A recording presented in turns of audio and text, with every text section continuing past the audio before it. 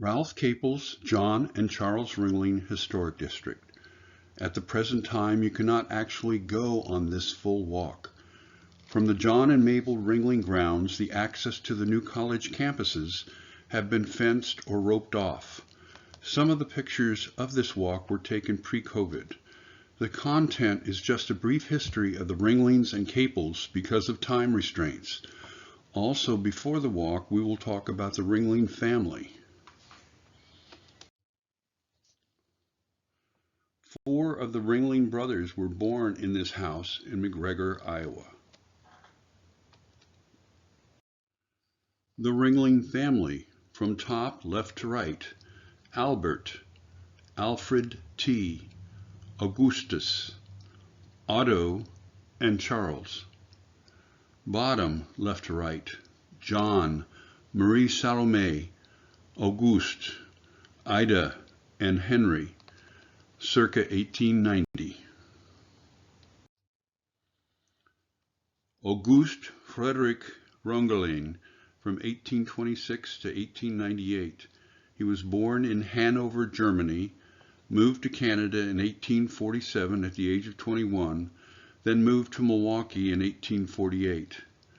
A harness maker by trade, about 1849 he changed his name to Ringling. Salome Marie Julliard, 1833 to 1907, born in Ostheim, Alsace, France. The Julliards moved to a farm near Milwaukee in 1844, and she was 11 years old. She married Auguste on February 16, 1852, at the age of 19. They moved to Chicago, near Salome's sister, back to Milwaukee, then to Baraboo, near Salome's sister again. In 1860, they moved to McGregor, Iowa, across the river from Prairie du Chien, Wisconsin. In 1871, Auguste was out of the harness-making business and moved to Prairie du Chien.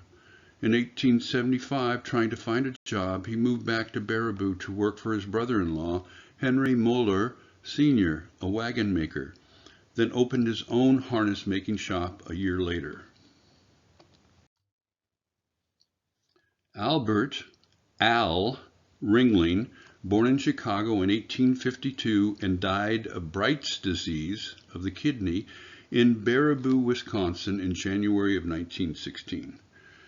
He was the oldest of the brothers and the only true performer and circus ringmaster. Before starting the circus, he taught himself juggling, balancing, and plate spinning. He trained dogs and horses. He was the equestrian director for the circus, in charge of the program and the hiring of the circus performers. In December of 1883, he married Eliza Lou Morris, who he met in McGregor, Iowa. She was a performer, seamstress, and snake charmer during the early days of the circus. She contributed as much during that time as any of the brothers. In 1905, they built the largest home in Baraboo and later a cottage on Mirror Lake north of the town. Al and Lou rented apartments in Sarasota on Palm Avenue for at least a couple winters, 1914 and 1915, and the press thought he was looking at building a house at Shell Beach. Al divorced Lou in 1914 and died in 1916. He left Lou $325,000 and several pieces of property. His sister's family, the Norse, moved into his Baraboo house. He left his share of the circus to his brother Henry, who then became a circus partner. William Henry Otto, born in 1858, Baraboo, Wisconsin, and died in 1911. Otto was the treasurer for the circus and became the financial genius of the Ringling operation. He never owned a home, living with his brother Alf T. He never married.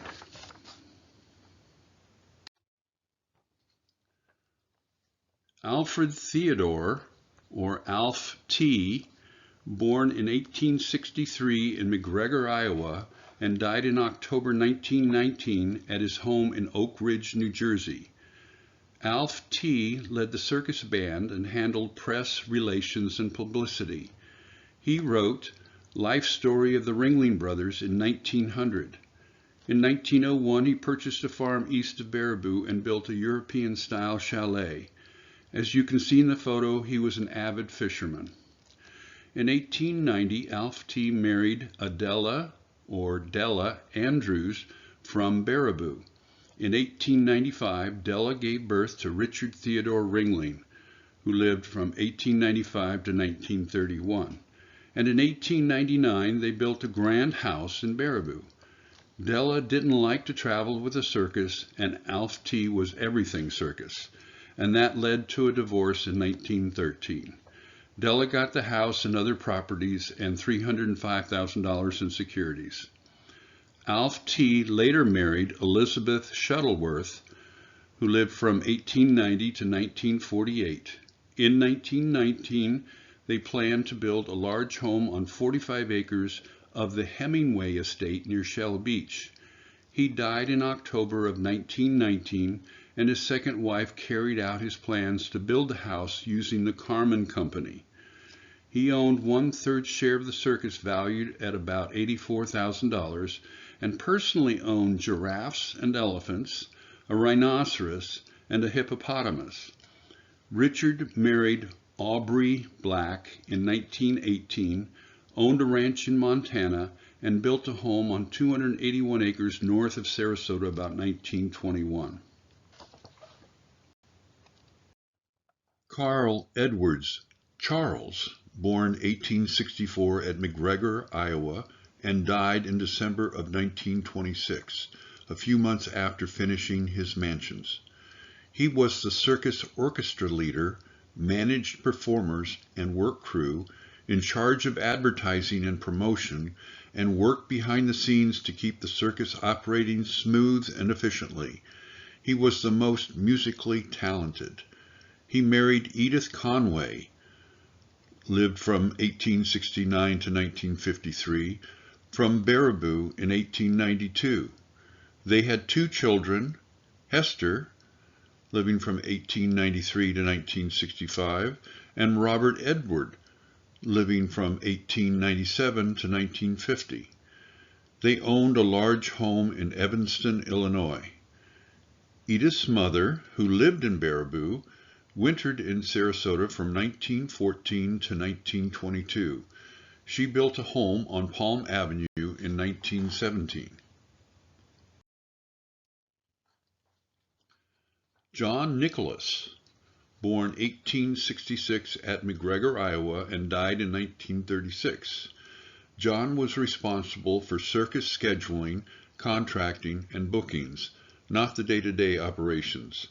He was a railroad routing genius and was largely responsible for the Ringling Brothers show finding success in out-of-way places. John married Mable Burton, who lived from 1875 to 1929, in 1905. They owned an apartment in New York, 636 Fifth Avenue. After wintering in Tarpon Springs for 2 years, 1909 to 1911, where they felt like outsiders, John and Mabel visited Ralph Caples in 1911, where John bought the old C.N. Thompson house and grounds next to the Caples. This was the start of them wintering in Sarasota. In 1919, John and Mabel bought a summer home at Alpine, New Jersey. Auguste Albert Gus, born in 1854 in Milwaukee and died in 1907. Gus signed on with the Ringling Circus in 1890 and was content to work as an employee, not as a partner. He was in charge of advertising car number 1, which was responsible for pasting circus advertising on the barns and sheds across the country. Gus was well-read, and some said the most gentle of the brothers. Henry William George, born in 1868, McGregor, Iowa, and died in 1918 at Baraboo with heart disease. Though the youngest of the boys, Henry was 6 foot, 3 inches and weighed more than 300 pounds, the largest of all the brothers. He joined the show in 1886 and later became superintendent of the main entrance of the Big Top. When Otto died in 1911, he left his fifth of the circus to Henry, who was then a partner. He married Ida Bell Palmer, lived from 1868 to 1966. They had a son, Henry Jr. They built a beautiful winter residence in 1912 at Eustis, Florida, near Mount Dora. When Henry died in 1918, Ida sold his share of the circus back to the surviving brothers. Ida Lorraine Wilhelmina Ringling North, born 1874 in Prairie du Chien, Wisconsin, died 1950 of cerebral hemorrhage in Sarasota. She was the youngest and only daughter. In 1902, at age 28, she married Harry Whitestone North, twice her age, divorced with a daughter Ida's age. They had 3 children, John, Mary Salome, and Henry. In 1916, after Al Ringling died, the Norths moved into his mansion in Baraboo. From 1914, the Norths would winter in Sarasota. Harry North died in 1921. John Ringling adored his sister until a few years before his death, when he started distrusting everyone that was close to him. At that time, he took Ida and her 2 sons out of his will. However, when John died in 1936, it was Ida and her son John that were named executors of the will. John and Henry North and Randolph Wadsworth, their brother-in-law, were named trustees. After John Ringling's death, Ida moved into the new Edsall Castle on Bird Key and lived there until her death. Now let's start the walk. To get to the historic district, drive to the corner of North Tamiami and University Boulevard. The Asolo Theater parking lot is on the northwest corner with the University Boulevard entrance. Park here. If you chose a Monday to visit the Ringling Grounds, it will be free, otherwise the charge is $5. The Ringling Museum is also free on Monday, but for this walk we will not be going into the museum. Again, you park at the Asolo Repertory Theater parking lot.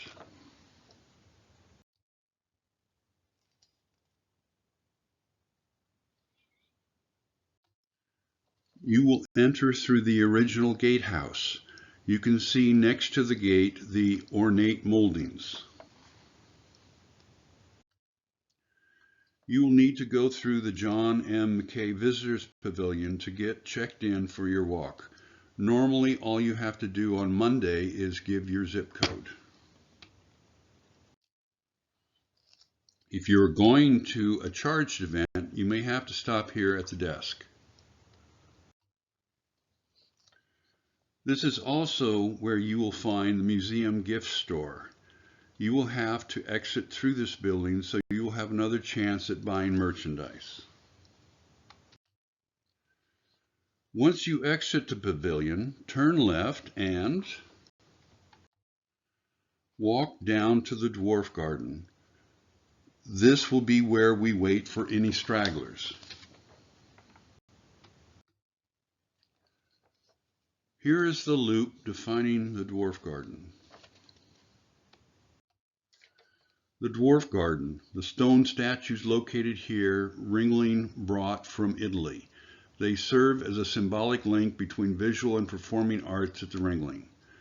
Katazan translates as House of John, but can also translate to House of Zany, which ties back to John Ringling being a Dutch clown in the first few seasons of the circus.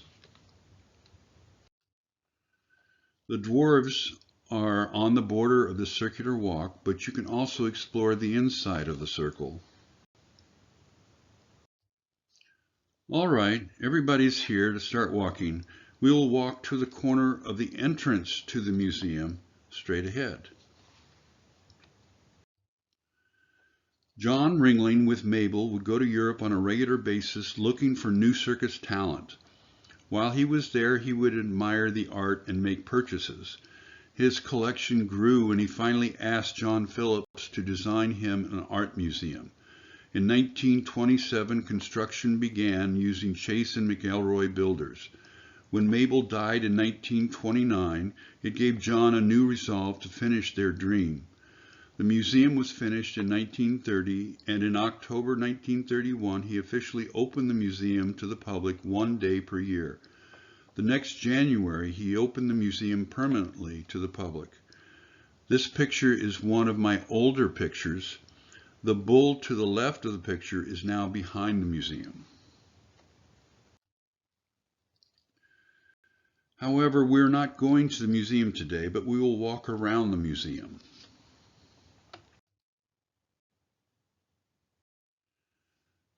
We are passing the Ulla and Arthur Searing wing of the museum, which was named after local philanthropists. Continuing on, we will turn south to the western part of the museum.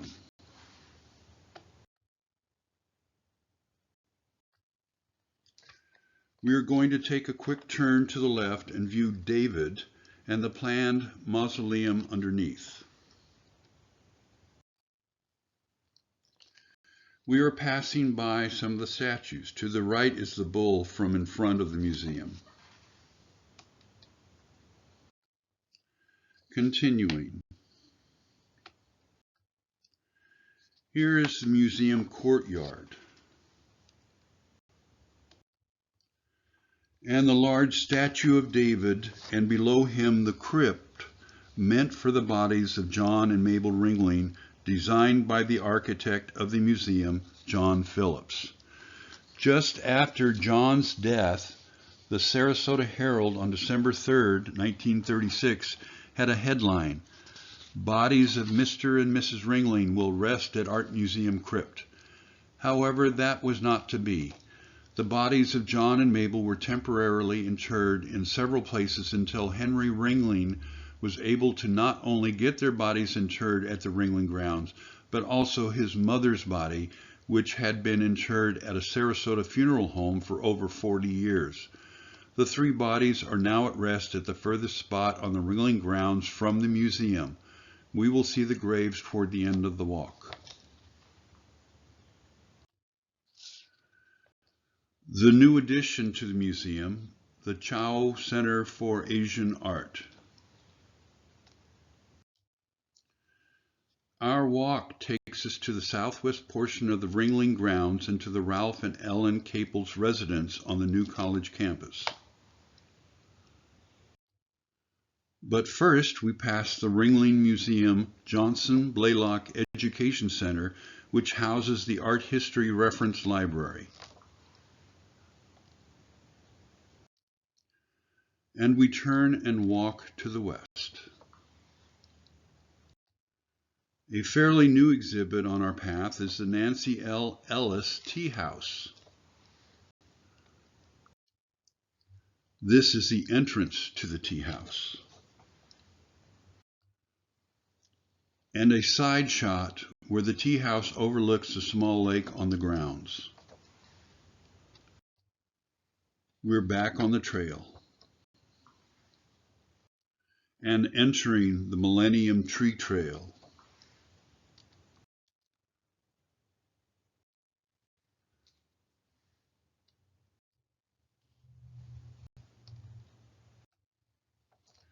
A glimpse of one of the Caples outbuildings.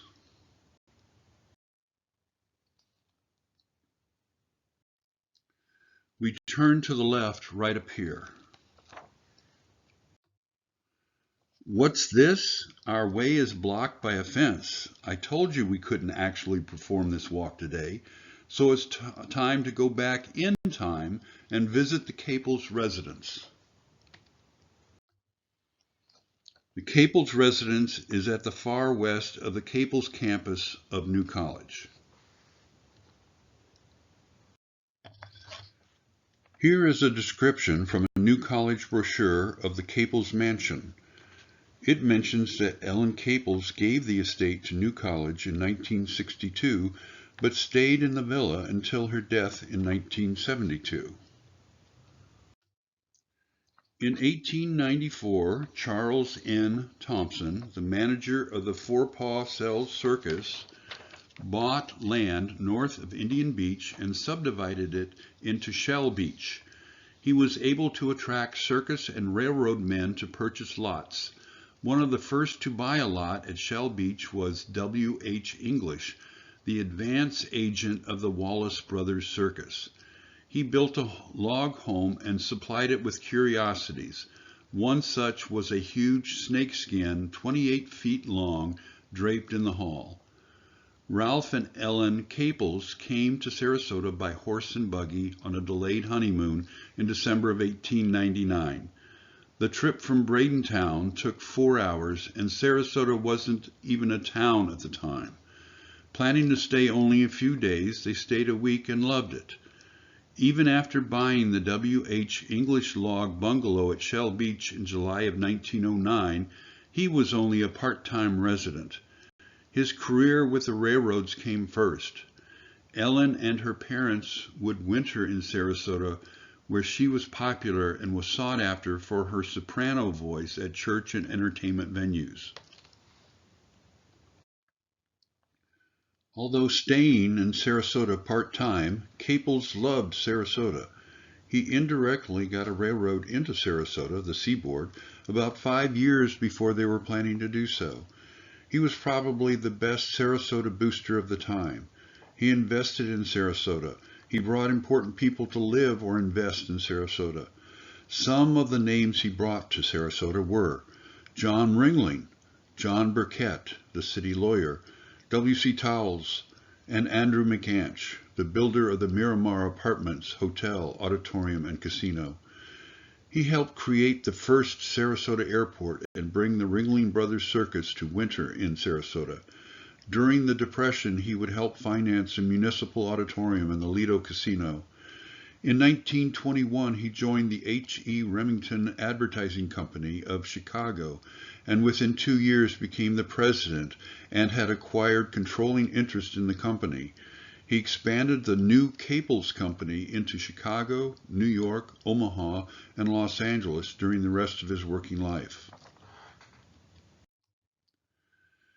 In late 1911, he noticed someone had bought the C.N. Thompson house and a large parcel of land fronting Sarasota Bay adjoining the Caples property. They were about to remodel the Thompson house and change it into a hotel. Alarmed because he didn't want a hotel next to his house, Ralph bought the Thompson house and made some improvements. At the same time, John and Mable Ringling were about to spend their third winter in Tarpon Springs, and Caples invited him to visit Sarasota. When John Ringling was building Catazan, he bought roof tiles from a Spanish villa. He received so many that Ralph Caples used the leftover tiles on his new villa. The Sarasota Herald reported in February of 1926 that Ralph and Ellen Caples were planning to build a new villa. They hired J.H. Phillips, the architect of the Ringling Museum, to draw up the plans. They intended Hagerman and Harris of New York and Tampa to construct the two-story villa in conformity with the Italian type of architecture. The construction included the house, carriage house, and another outbuilding. When we walk over to the southern New College campus, we arrive at the rear of the villa, which overlooks the Sarasota Bay.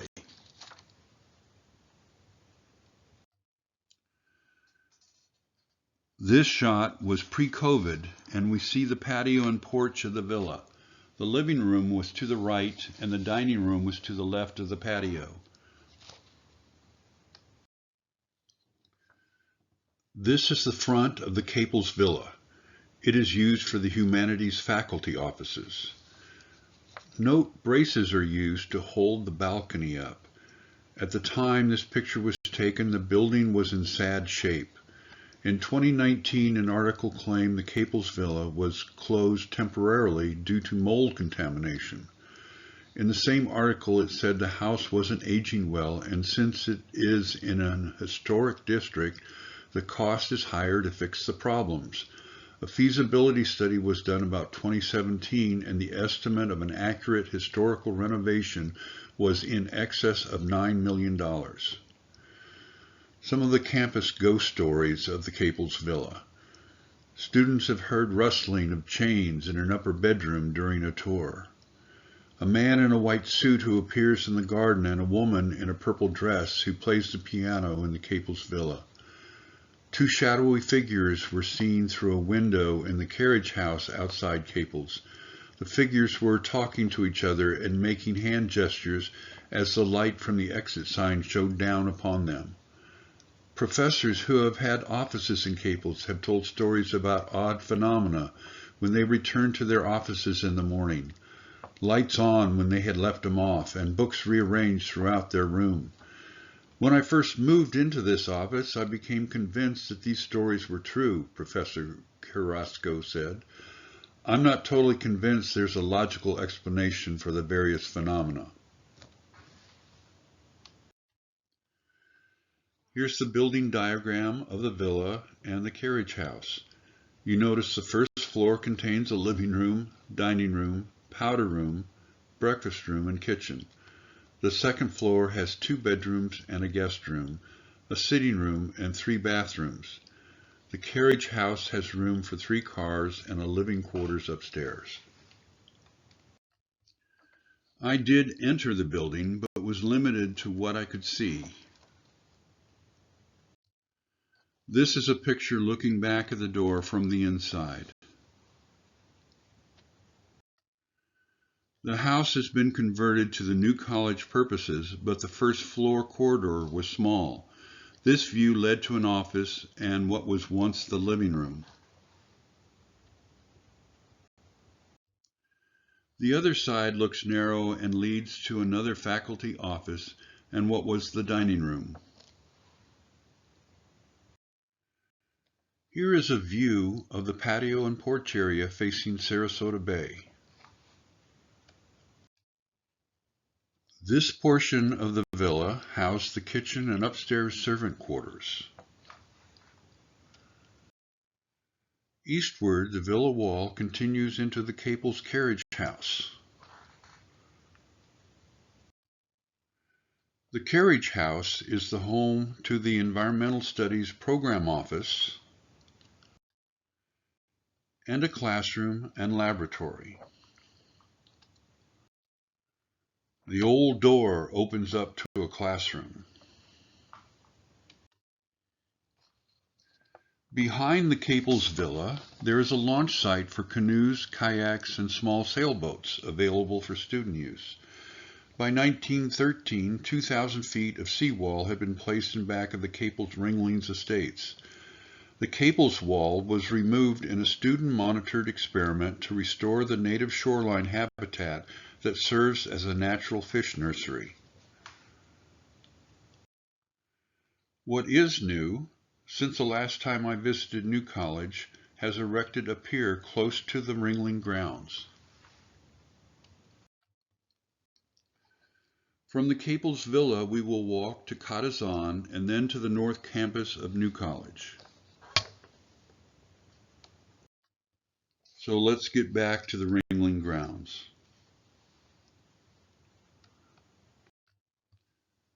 We'll turn right here and continue to Catazan.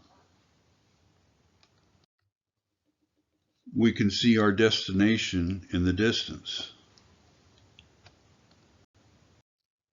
We're getting closer. After visiting Ralph and Ellen Caples, John Ringling bought the C.N. Thompson house named Palms Elysian and Grounds, and it was reported that Caples and Ringling bought more land in the area. Thompson kept a piece of property adjoining the Palms Elysian property and was building a new home at the time. Almost immediately, relatives came to visit. Mabel's parents and sister visited, and Charles Ringling also came. John and Mable Ringling made some improvements over the next 10+ years. In 1912, they put in a well. The Sarasota Times reported that in January of 1913, John Ringling will have the interior of his house remodeled, adding new bathrooms, cement columns, and seats in front. The front porch and sun parlor will be screened and the entire building repainted. 2,000 feet of curbing will enclose a rose garden, cement walks laid, and additions made to the help's house.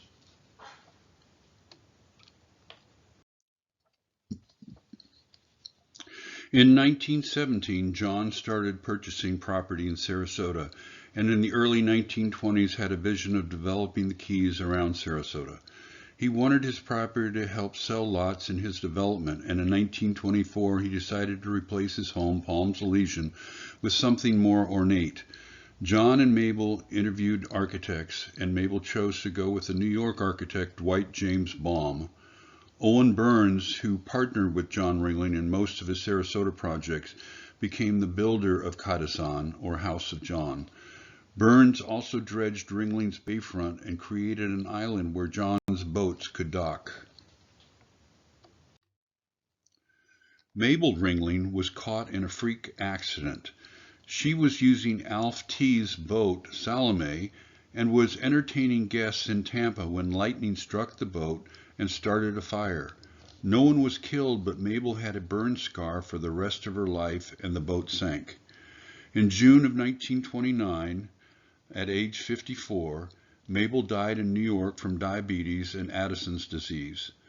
John Ringling went downhill from there. She was a stabilizing factor in his life. Needing that stability in his life, John was quick to remarry a year after Mabel's death. He married Emily Haig Buck, a socialite in Jersey City, New Jersey. The marriage started out badly, with John borrowing $50,000 from her 4 days before the wedding and had her sign a prenup agreement at the last minute. They were like oil and water.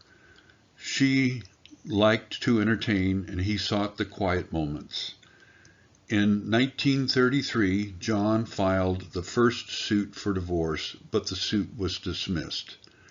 In 1934, John tried again, and the divorce was granted in July of 1936, months before he died. The layout of Katasan. Notice Emily had her own bedroom separate from John and Mabel's bedrooms.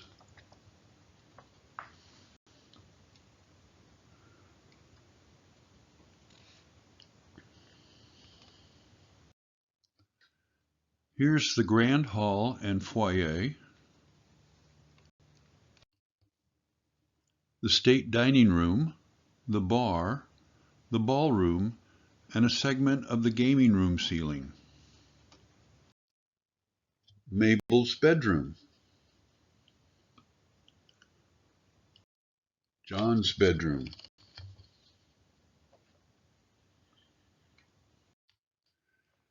Katasan became John's showplace to entertain guests and potential buyers in his key properties.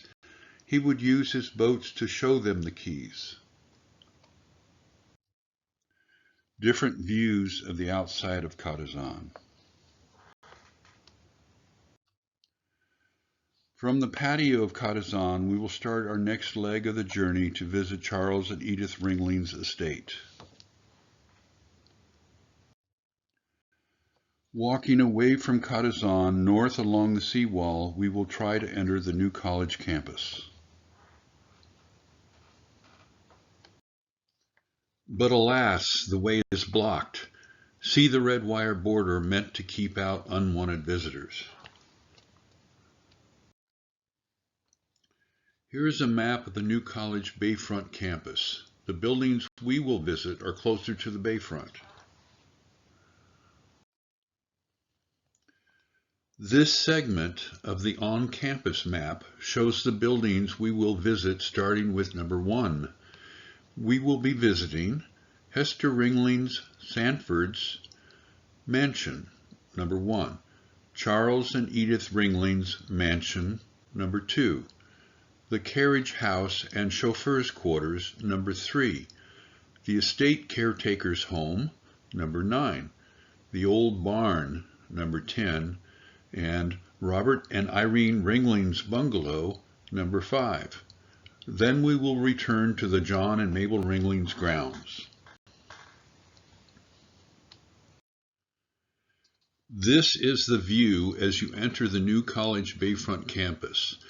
You see the 2 mansions Charles and Edith Ringling built.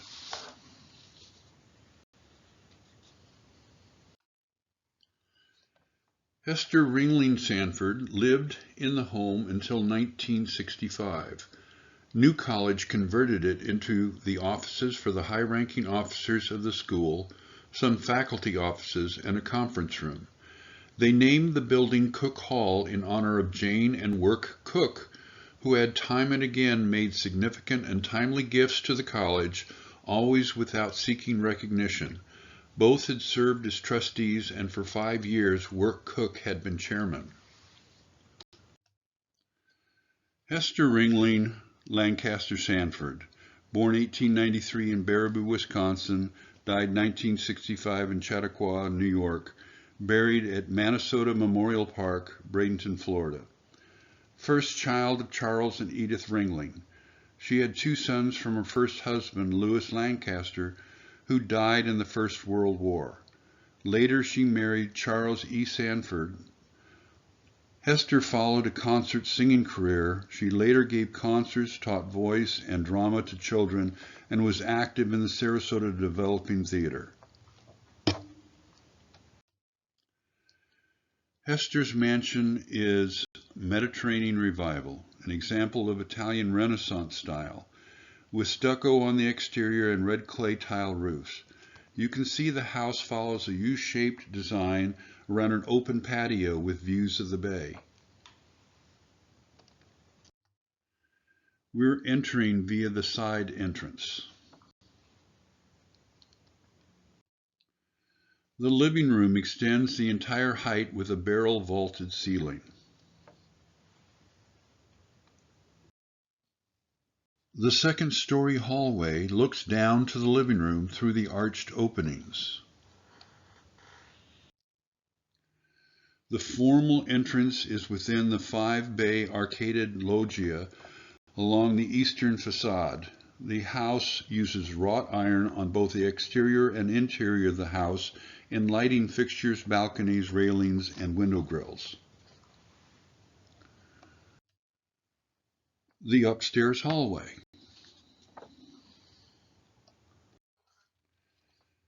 The view from the second floor looking down into the living room.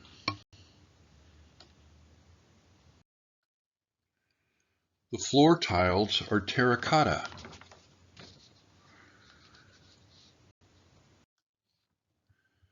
The first floor hallway. The front of Hester's house.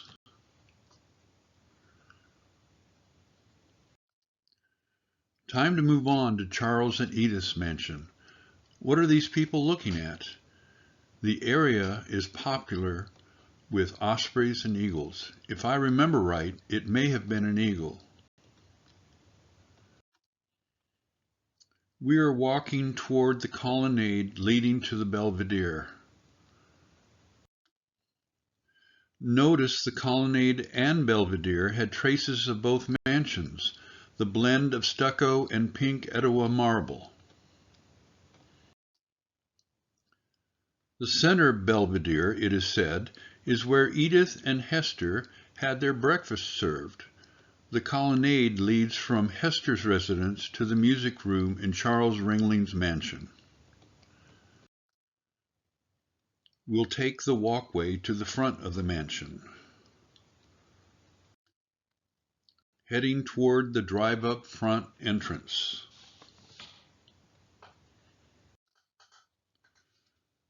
New College College Hall pamphlet. Most points of interest in the brochure will be mentioned in the following slides. Charles and Edith Ringling, probably within a year of his death. Edith occupied the mansion until her death in 1953. The house and furnishings were sold in 1958. The house renovated and lived in until it was sold to New College in 1962. Charles and Edith Ringling built their marble mansion in 1925 after brother John Ringling erected his palace, Cadizan, immediately to the south.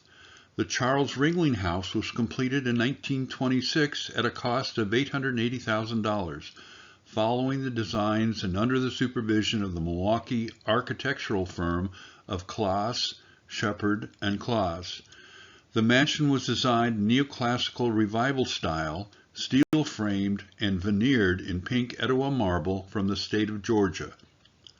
Although Charles died in 1926, shortly after the house was completed, the mansion was to serve for many years as the Charles Ringling Family Center. The building was used as a school library before the construction of the Jane Bancroft Cook Library at the east side of the campus. Now it includes the admissions, welcome center, and several other functions. The grand entrance to the house is through a wrought iron screen cage contained within the porte cochere.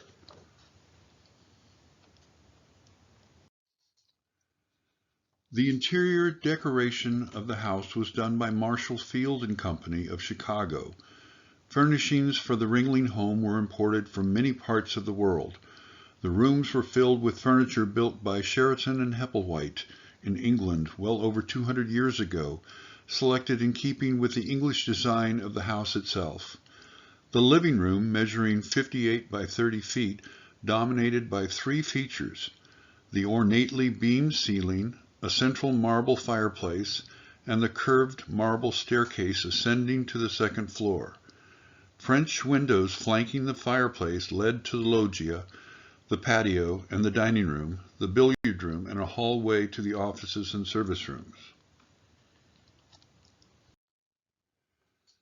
Notice the low wood wainscot with a marble base. The floor is of yellow sienna marble. Here's the entrance to the music room. The music room has floors of planked teak. The walls of American walnut, and a hand-decorated beamed ceiling. The Charles Ringlings were a musical family. Charles played violin and Edith the cello.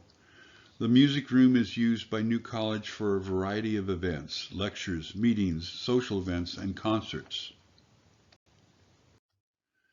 The vintage Aeolian organ has 2,520 pipes and an echo chamber built into the house. You will notice the organ's pipes are built into the wall. The Ringling's Aeolian organ was restored by the Minnesota Theater Organ Society. Restoration required $80,000 worth of donated skilled labor, and the organ was estimated to be worth $750,000. The entrance back into the living room. We're back in the living room, but we're heading to the loggia and patio.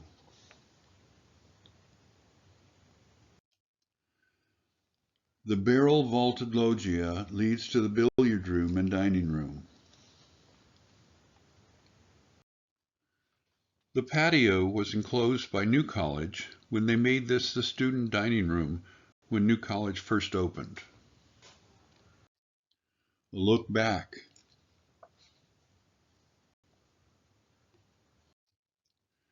The view of the bay through the loggia and patio. At the end of the living room is a small sitting area and the magnificent wrapping stairs to the second floor. A view of the living room from the stairs. Paintings on the stairwell walls. A few more steps to climb.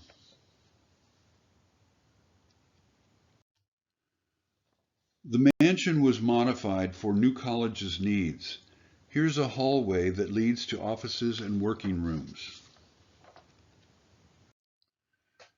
At the end of the hall, an ornate iron gate and Charles and Edith's walk-in wall safe still remain intact.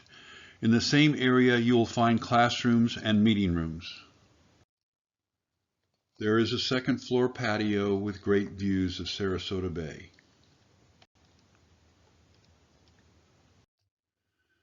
Going down the stairs, you see another view of the painted stairwell walls. Beautiful design of the stairs. As you exit, you have a view of the Founders Circle.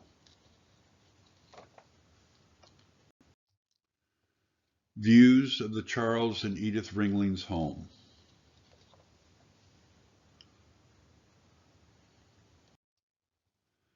To the northeast of the Charles Ringling mansion was the carriage house and chauffeur's quarters, now used as the financial aid office.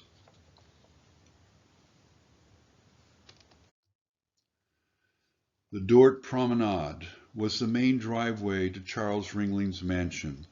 The entrance to the property was through an Italian Renaissance-styled arched gateway. Just inside were cattle guards across the driveway to prevent the cows that pastured nearby from leaving. A cow shed, warehouse with hayloft, mule shed, leather shop, woodworking shop, garage with residential quarters on the second floor, and a caretaker's house dotted the property to the north of the drive. A swimming pool, bowling alley, tennis courts, and a small golf course offered recreational opportunities. A truck garden and later an orange grove provided some of the household produce. We are now heading to the estate caretaker's house and then the barn. Please turn left up ahead. A view of the estate caretaker's house. Now the home of the Social Sciences Division and faculty offices. Up ahead, we turn right to see the barn.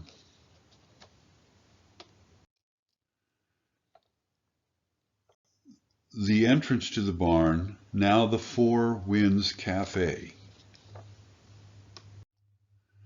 Charles Ringling's barn, the Four Winds Cafe, student-owned and operated gourmet coffee house and vegetarian eatery, opened during the academic year.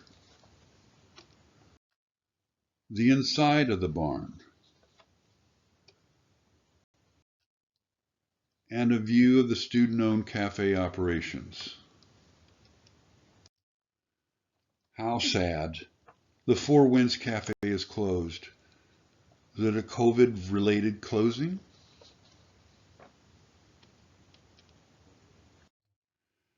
The final building on our walk was the home of Robert Ringling, the son of Charles and Edith Ringling. He was an opera singer.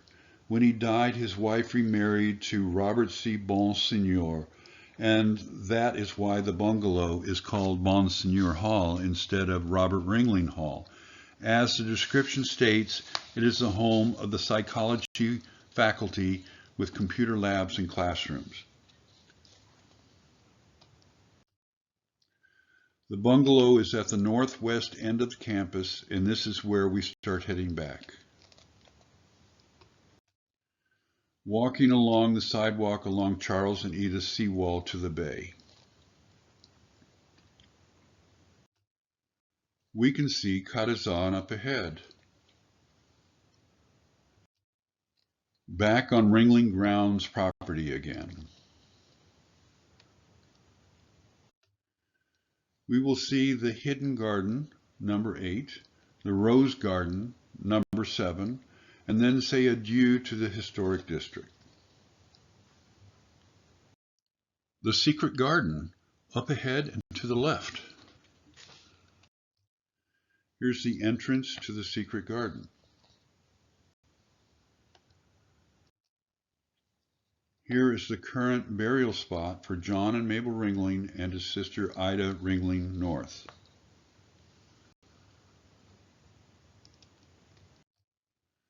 The headstones give the birth and death dates and when they were actually interred here.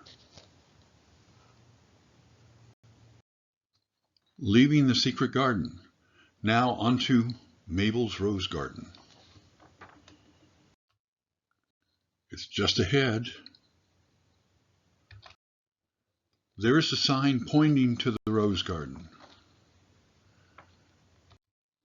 Just about there. Mable Ringling's rose garden. John Ringling brought in several train carloads of Georgia red clay for the garden. The rose garden is 27,225 square feet and was completed in 1913 and patterned after a wagon wheel. None of the roses are from that date, and many are the same varieties used by Mable. Owen Burns, noting Mabel's interest in gardening, asked her to attend a newly forming Sarasota Garden Club sponsored by Vernona Burns and Ellen Caples. Mable was not only welcomed, but voted the club's first president. That was her introduction to Sarasota society.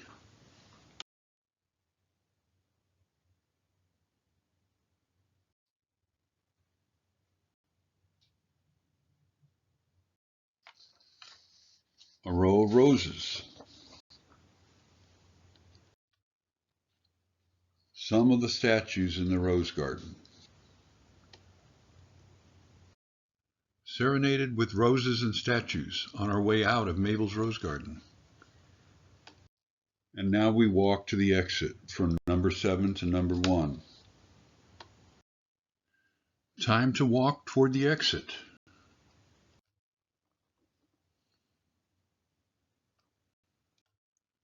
And off to the right is the Banyan Cafe.